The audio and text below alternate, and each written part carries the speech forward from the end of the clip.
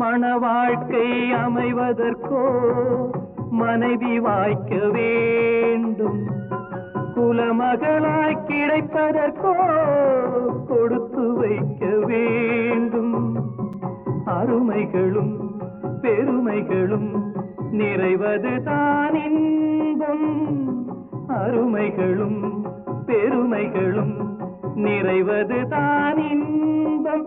நீ அத்தனையும் பெற்றுவிட்டாய் ஆனந்தமாய் வாழ்க, நல்ல மனம் வாழ்க, நாடு போற்ற வாழ்க.